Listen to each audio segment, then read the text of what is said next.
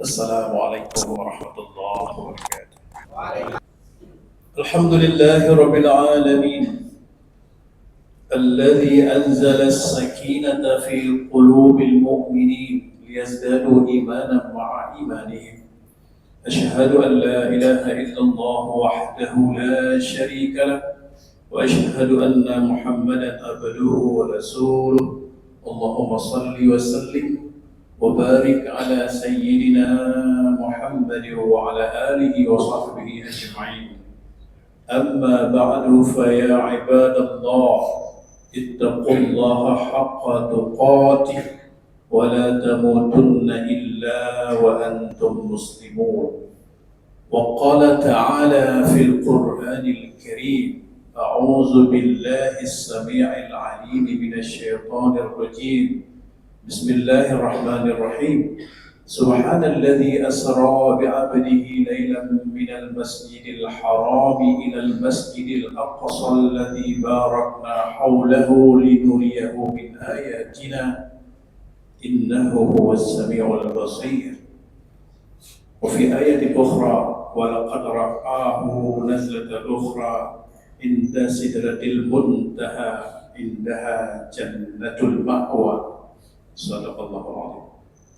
Jamaah Jumat kaum muslimin yang dirahmati Allah Subhanahu wa taala, senantiasa kita menyampaikan puji dan syukur kepada Allah atas segala limpahan rahmat dan karunia-Nya yang selalu diberikan kepada kita sekalian. Salawat dan salam semoga selalu tercurah kepada junjungan kita Rasulullah SAW. Jamaah yang berbahagia, hari ini kita tepat sekali berada pada peringatan Isra Mi'raj Nabi SAW yang diperingati khususnya oleh kaum muslimin atau umat Islam yang ada di Indonesia. Semaraknya beda dengan semarak peringatan di tempat lain, di negara-negara lain. Kita Indonesia ini sangat kreatif di dalam memperingati peristiwa-peristiwa besar seperti ini. Jemaah yang berbahagia, kita berharap bahwa kita bisa mengambil hikmah di dalam peristiwa besar ini. Kita bisa mengambil hikmah dari peristiwa besar ini untuk meningkatkan keimanan dan ketakwaan kita kepada Allah Subhanahu wa taala sesuai dengan tujuan kita hadir di sini.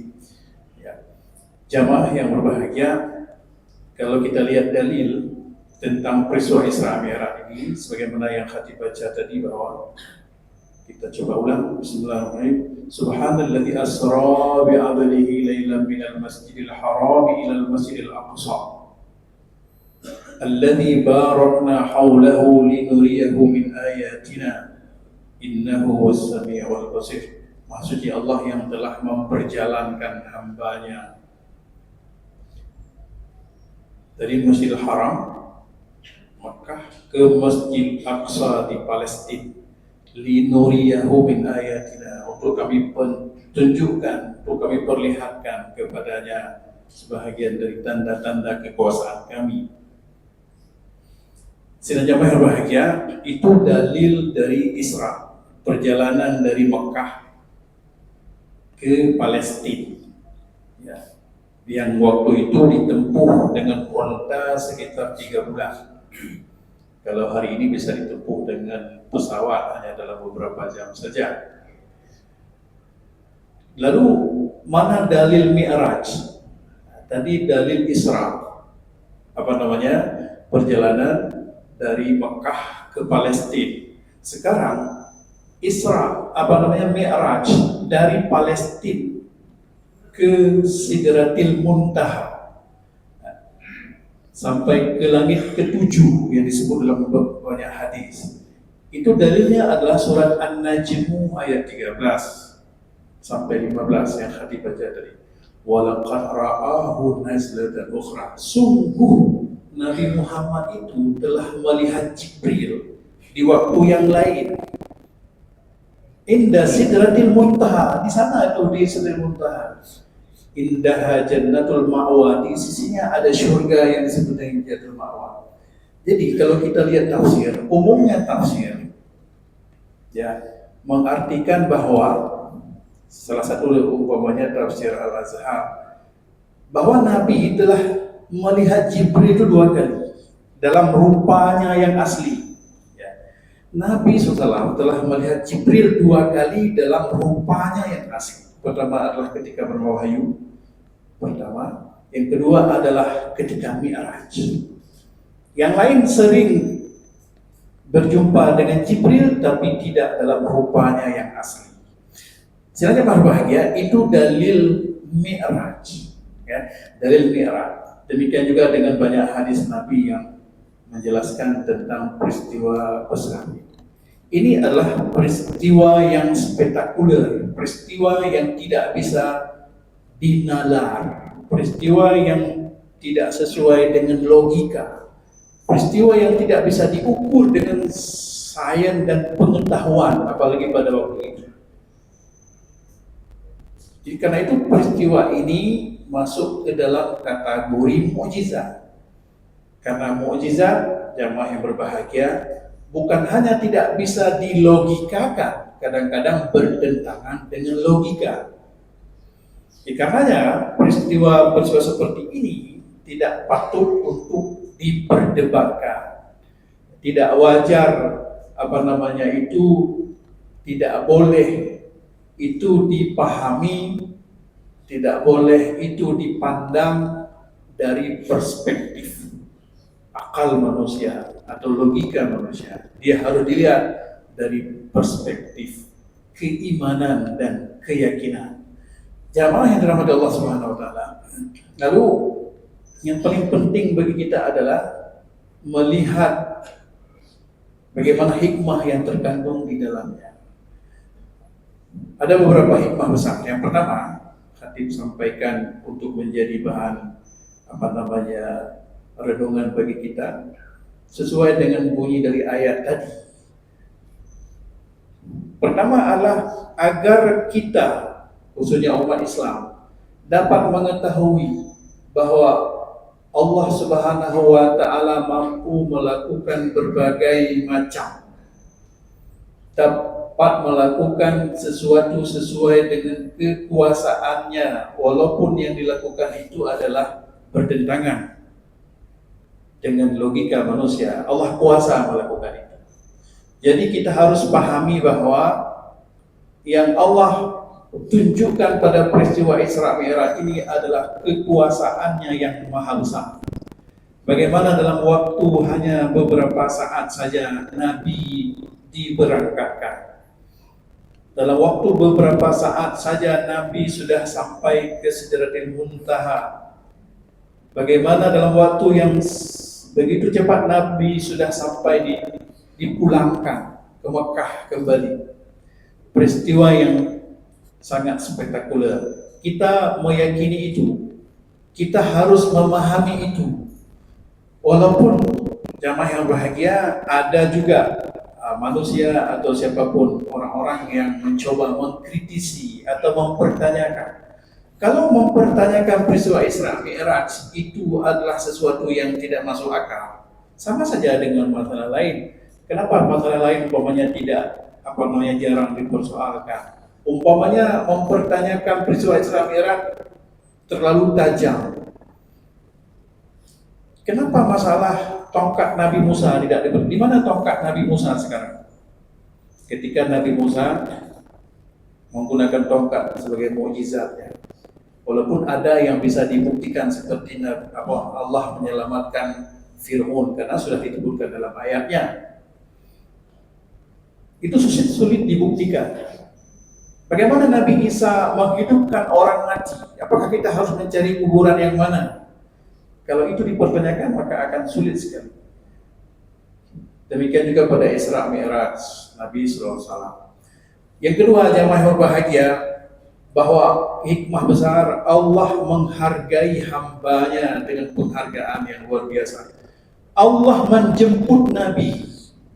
Ya, kalau dalam hadis disebut dengan Allah mengirim Buraq, yang kita sebut nama Buraq lah.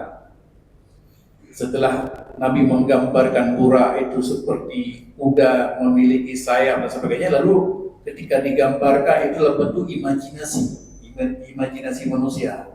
Bahkan moyoi Aceh kagak tipe awak pintih rumah pura tertulis pura, itu imajinasi lah. Sesungguhnya kita tidak tahu karena itu sangat misteri. Nabi hanya menggambarkan saja secara umum. Jamaah yang dirahmati Allah Subhanahu wa taala, jadi bahwa kita harus memahami Allah memuliakan nabinya, menjemputnya, membawanya bi'abdihi. Apa makna bi'abdihi? Dengan jasad dan rohnya. Jadi ayat ini untuk mudah sekali membantah analisa-analisa dangkal dari orang-orang yang menuduh Nabi bermimpi.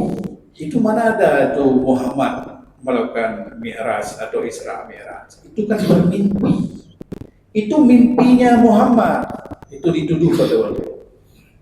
Jadi jamaah bahagia, kalau kita lihat tafsir, bi'abdihi, Allah memperjalankan hambanya bi'abdihi dengan tubuh dan roh. Jadi kelumpur. Nah, itu yang mau disampaikan. Subhanalladzi asra bi'abdihi. Masya Allah yang memperjalankan hambanya, badan dan roh. Berarti Nabi tidak bermimpi. Walaupun dalam waktu singkat.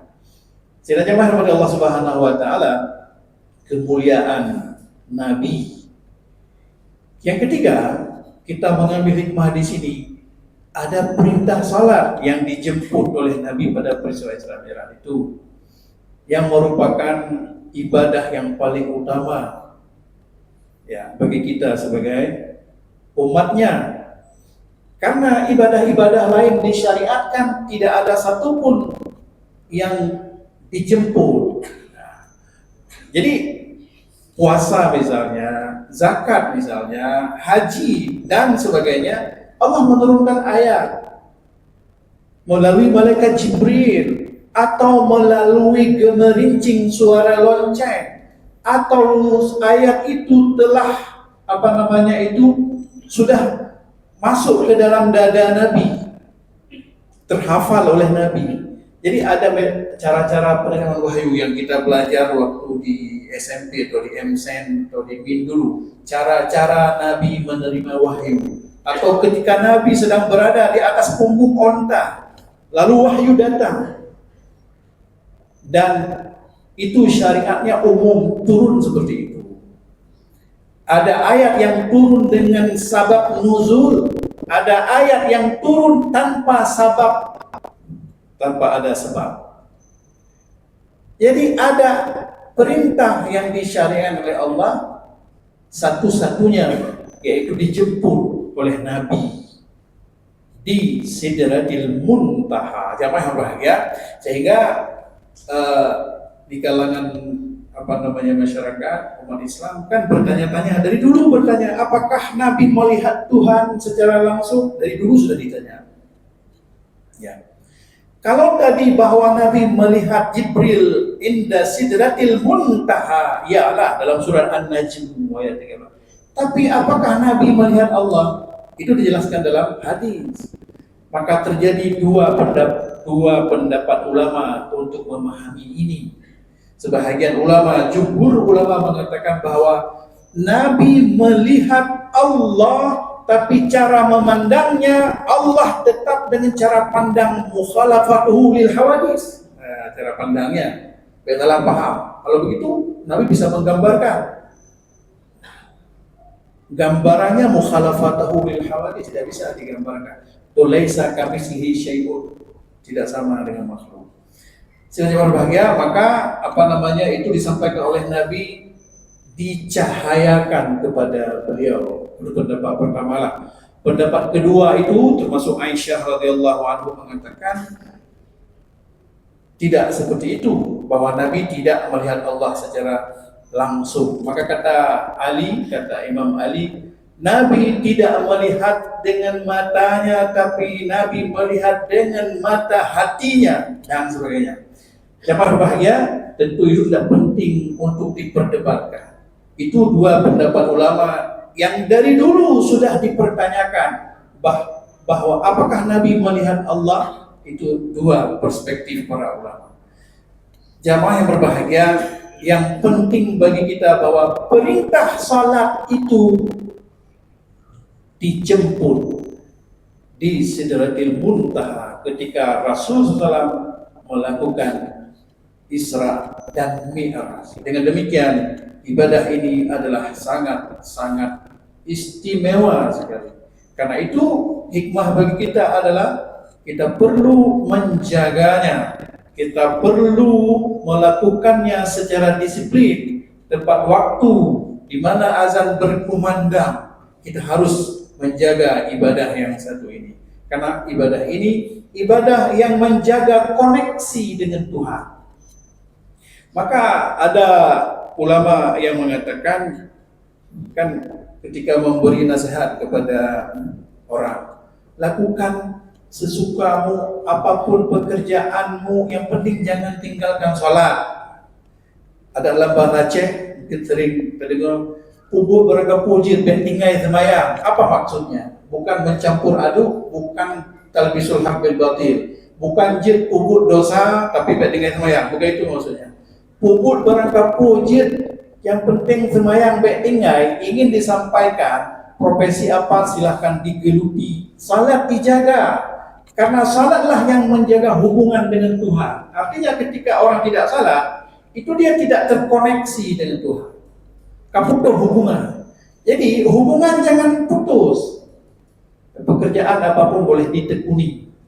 Asalnya jamaah rahmat Allah Subhanahu wa taala, ini hikmah penting bagi kita ketika diingatkan dengan peristiwa ini bahwa kita perlu menjaga, memelihara salat, terutama menjaga tepat waktu, disiplin dalam melakukannya. Apalagi kalau kita kait dengan usia-usia kita yang sudah senior sekali, usia yang sudah 40, apa namanya, kepala 4, kepala 5 atau kepala 6. Ini tidak ada lain yang perlu kita utamakan selain daripada menjaga salat, memeliharanya, menghadiri masjid-masjid, datang ke surau-surau, musala-musala di mana azan berkumandang. Selain jamaah yang dirahmati Allah Subhanahu wa taala, berikutnya hikmahnya adalah kalau kita lihat ketika Nabi SAW pulang dari Mi'raj atau dari Isra Mi'raj, Nabi kan harus menyampaikan ini. Harus menyampaikan peristiwa besar ini kepada para sahabat, kepada umat Islam waktu itu di Makkah. Kalau kita pikir-pikir, besar sekali beban Nabi. Nabi payah gepegah.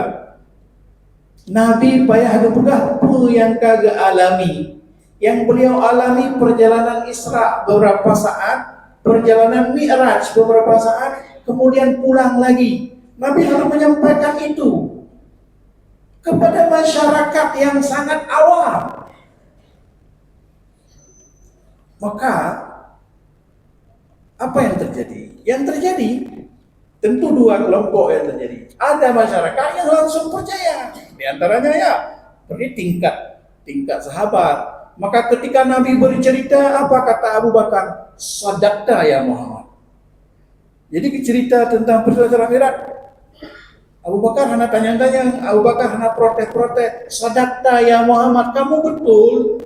Pupu yang Nabi cerita, kamu betul. Karena Abu Bakar tidak pernah mengenal Nabi, tidak pernah menemukan Nabi pernah berbohong. Dari kecil sampai beliau dewasa, sampai saat itu, apapun yang keluar dari mulut Nabi tidak pernah sekalipun berbohong. Maka peristiwa ini disampaikan juga, Sadaqta ya Muhammad. Atau sahabat-sahabat yang lain. Berarti apa Mak hikmahnya di sini? Harus dengan iman, ya, menerimanya dengan iman. Maka kalau tidak diterima dengan iman tidak bisa, karena nggak bisa dilogikakan, nggak bisa menggunakan akal di situ. Masyarakat Quraisy pada waktu itu langsung menentang, nggak mungkin, diketawakan, kalau bahasa sekarang diprank Nabi oleh orang-orang Quraisy. Mana mungkin, sesuatu yang impossible. Sila jamaah yang dirahmati Allah Subhanahu wa taala, pada masa itu tanpa ada sains dan teknologi, Kan berat Kak.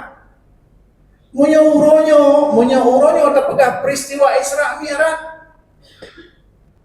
Ada instrumen yang bisa dipakai oleh manusia untuk menganalisa. Kan manusia sudah terbang. Kalau orang bercerita bahwa Nabi terbang, bisa dikait sekarang. Karena sekarang sudah ada penerbangan. Dulu kan tidak. Zaman berbahaya kalau begitu mestinya orang sekarang itu harus lebih kuat imannya tentang masalah ini. Zaman berbahagia, saya mau berikan contoh. Ada pesawat yang diciptakan hari ini, kemampuan teknologi. Sains dan teknologi yang dicapai oleh manusia hari ini, katakan pesawat-pesawat tempur. Kalau pesawat tempur itu lebih kurang kecepatannya mencapai 3.500 km per jam. Pesawat tempur. Ada pesawat yang diciptakan itu pesawat yang hanya untuk eksperimental. Arti eksperimental itu adalah not for military and commercial operation, tidak digunakan untuk militer. Tidak digunakan untuk komersial apalagi. Nama pesawatnya North American FX-15. Kecepatannya adalah 7.200 km per jam. 7.200 km per jam. Not for military. Ya, tidak dipakai untuk pesawat tempur seperti biasa, untuk perang. Jadi kalau kecepatan seperti ini kan sangat membantu kita memahami bahwa manusia memang bisa terbang. Kalau diceritakan Nabi terbang, terkonek, padahal itu baru dengan teknologi, belum pakai iman. Maka harus pakai iman, baru kita bisa memahami itu, baru kita lengkap bisa mengimaninya. Atau jamaah yang berbahagia, ada yang lebih cepat dari itu, yang disebut dengan NASA X-43. Nanti Bapak jamaah boleh googling. Apalagi sekarang itu sangat mudah. Jadi NASA X-43 itu 10.240 km per jam. Pesawat NASA. Yang luar biasa teknologi yang ditemukan manusia hari ini. Artinya bahwa sangat membantu memahami. Tetapi hanya sekedar itu. Kenapa? Karena misteri langit. Langit yang sangat misteri ini memang tidak bisa ditembus. Ya ma'syaral jin wal ins in istata'tu an tanfudhu min aqtaris samawati wal ardi la tanfuzuna illa bisultan. Jadi misteri langit itu baru didapatkan sebatas itu saja, sebatas pengetahuan yang diberikan hari ini. Sebatas bisa naik ke luar angkasa, sebatas bisa naik ke bulan, sebatas bisa memfoto, sebagaimana teleskop yang bisa diciptakan sekarang itu, yang biaya teleskopnya saja lebih dari 100 triliun, berulang-ulang dibuat, gagal, dibuat lagi untuk memotret luar angkasa. Tapi misterinya masih sangat besar, hanya secuil saja yang diperoleh oleh manusia. Sedangkan jamaah yang dirahmati Allah Subhanahu wa taala, maka menggunakan akal bahkan sains dan teknologi untuk mempertanyakan Isra Mi'raj itu tidak bisa. Karena itu adalah mukjizat. Tetapi bahwa teknologi tadi membantu kita memahami manusia bisa terbang seperti itu sangat membantu untuk memahami. Menyojamun kempayah. Rasulullah menyampaikan itu kepada manusia, kepada orang-orang yang pada waktu itu tidak ada teknologinya. Sedangkan jamaah yang dirahmati Allah Subhanahu wa taala, karenanya peristiwa ini harus diimani bahwa itu adalah benar. Sebab ada efek. Kalau ada orang yang ragu terhadap Isra Mi'raj, ragu ketemayang. Umpamanya orang hana yakin ke Nabi na Isra Mi'raj. Dalam Isra Mi'raj kan Nabi diwajibkan salat, menerima perintah kewajiban salat. Kalau orang ragu tentang peristiwa ini, maka ragulah dia tentang perintah salat. Jamaah bahagia, kita coba analisa. Andai tidak ada peristiwa Isra Mi'raj, bagi kita karena kita mengimaninya, karena kita memahaminya dengan cara yakin, dengan cara iman, kalau Allah perintahkan salat, kan tetap salat kita. Wa aqimus shalah wa atuz zakah tetap dilaksanakan walaupun tidak melalui peristiwa Isra Mi'raj. Ya. Inna salata kanat 'alal mu'minina kitaban mawquta, diperintahkan salat sesuai dengan waktu yang telah ditentukan. Ada Isra Mi'raj, tak ada Isra Mi'raj, bagi kita yang memahaminya dengan iman tetap tidak ada masalah. Jadi sebenarnya rahmat Allah Subhanahu wa taala, walaupun demikian peristiwa Isra Mi'raj tadi yang diabadikan oleh Allah dalam surah Al-Isra ayat 1 dan dalam surat An-Najm ayat 13 sampai 15 telah menjelaskan secara terang benderang bahwa peristiwa itu adalah ada, walaupun sulit manusia untuk memahaminya karena itu adalah bahagian daripada mukjizat. Silanya bahagia, semoga kita dapat mengambil hikmah dari peristiwa besar ini. Barakallahu li wa lakum fil Qur'anil azim wa nafa'ani wa iyyakum bima fihi minal ayati wa dzikril hakim. Wa taqabbala minni wa minkum tilawatahu innahu was samiul alim.